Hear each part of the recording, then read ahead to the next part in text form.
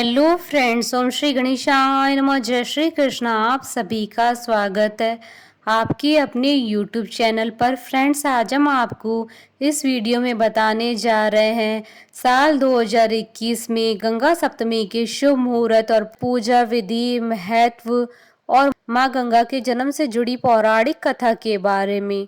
Friends, video शुरू करने से पहले आपसे रिक्वेस्ट है, अगर आप हमारे चैनल पर नए हैं और आपने अभी तक चैनल को सब्सक्राइब नहीं किया है तो प्लीज़ सब्सक्राइब कीजिएगा चैनल को, साथ ही प्रेस कीजिएगा बेल आइकन को, जिससे नए वीडियो से रिलेटेड नोटिफिकेशन आपको तुरंत प्राप्त हो सके। और वीडियो पसंद आने पर वीडियो को लाइक और शेयर जरूर कीजिएगा ताकि सभी भक्तों को इस वीडियो का लाभ प्राप्त हो सके। और कमेंट बॉक्स में ओम श्री गणेशाय नमः जरूर लिखिएगा। पौराणिक शास्त्रों के अनुसार वैशाख शुक्ल सप्तमी तिथि को माँ गंगा स्वर्गलोक से शिव शंकर की जटाओं में पहुंची थी, इसलिए इस दिन को गंगा सप्तमी के रूप में मनाया जाता है।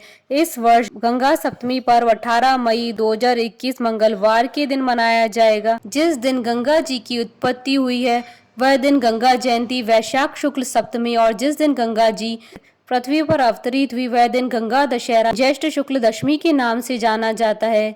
गंगा सप्तमी का दिन देवी गंगा को समर्पित है। इस दिन को मां गंगा का पूजन तथा गंगा जयंती के रूप में मनाया जाता है, क्योंकि इस दिन देवी गंगा का पुनर्जन्म हुआ था। हिंदू पौराणिक कथाओं के अनुसार गंगा दशहरा के दिन देवी गंगा पृथ्वी पर अवतरित हुई थी। देवी गंगा का प्रभाव इतना तीव्र व शक्तिशाली था कि उसके कारण समूची पृथ्वी का संतुलन अनियंत्रित हो सकता था। अतः देवी गंगा के वेग को नियंत्रित करने हेतु भगवान शिव ने देवी गंगा को अपनी जटाओं में धारण कर लिया। कुछ समय पश्चात भगवान शिव ने देवी गंगा को जटाओं से मुक्त किया ताकि वह भागीरथ के पूर्वजों की श्रापित आत्माओं को शुद्ध करने का अपना उद्देश्य पूर्ण कर सके। भागीरथ की राज्य की ओर जाते समय देवी गंगा के शक्तिशाली प्रभाव व प्रचंड वेग से ऋषि जाहू का आश्रम नष्ट हो गया था। ऋषि जाहू क्रोधित हो गए तथा उन्होंने गंगा का समस्त जल पी लिया। इस घटना के पश्चात भागीरथ समेत सभी देवताओं ने ऋषि जाहू के समक्ष क्षमा याचना कर उनसे देवी गंगा को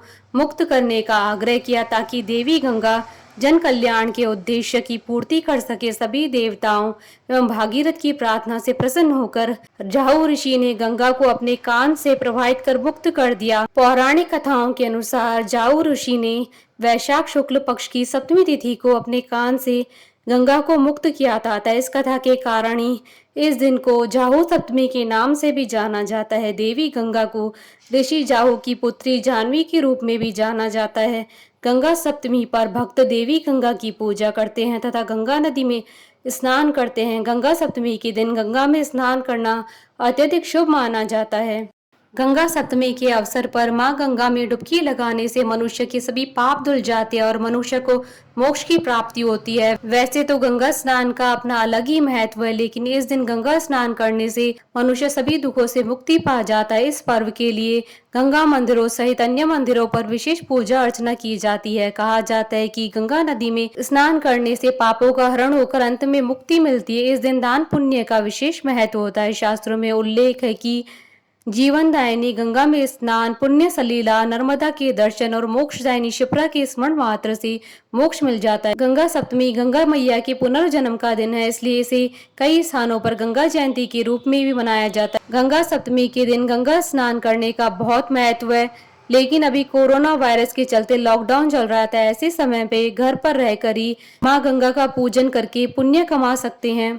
फ्रेंड्स, अब आइए जानते हैं गंगा सप्तमी का शुभ मुहूर्त। हिंदू पंचांग के अनुसार इस बार गंगा सप्तमी 18 मई 2021 मंगलवार के दिन है। सप्तमी तिथि प्रारंभ होगी 18 मई 2021 को दोपहर 12:32 पर। सप्तमी तिथि का समापन होगा अगले दिन 19 मई 2021 को दोपहर 12:50 पर। गंगा सप्तमी पर मध्याह्न पूजा का शुभ मुहूर्त रहेगा 18 मई 2021 को सुबह 11:02 से दोपहर 1:45 तक। कुल अवधि 2 घंटे 42 मिनट है।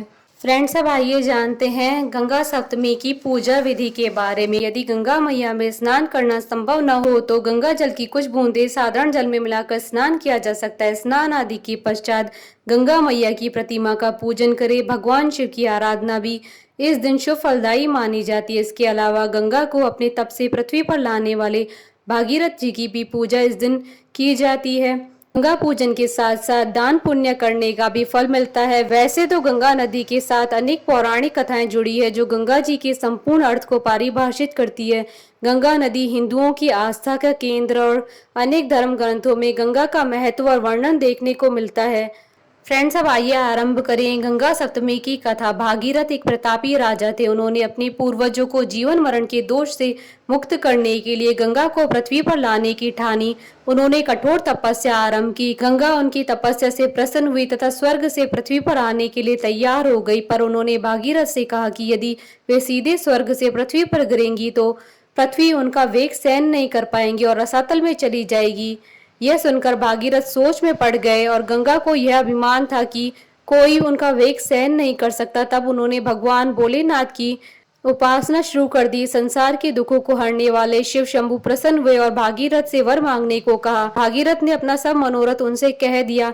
गंगा जैसे ही स्वर्ग से पृथ्वी पर उतरने लगी, गंगा का गर्व दूर करने के लिए शिव जी ने उन्हें जटाओं में कैद कर लिया। वह छटपटाने लगी और शिव से माफी मांगने लगी। तब शिव जी ने उसे जटा से एक छोटे से पोखर में छोड़ दिया जहां से गंगा 7 धाराओं में प्रवाहित हुई। इस प्रकार भागीरथ पृथ्वी पर गंगा का वरण करके भाग्यशाली हुए। उन्होंने जनमानस को अपने पुण्य से उपकृत कर दिया। युगों युगों तक बहने वाली गंगा की धारा महाराज भागीरथ की कष्टमयी साधना की गाथा कहती है। गंगा प्राणी मात्र को जीवन दान ही नहीं देती, अपितु मुक्ति भी देती है। बोलिए गंगा मैया की जय। हमारे साथ इस वीडियो में अंत तक बने रहने के लिए आपका धन्यवाद। ओम श्री गणेशाय नमः। जय श्री कृष्णा।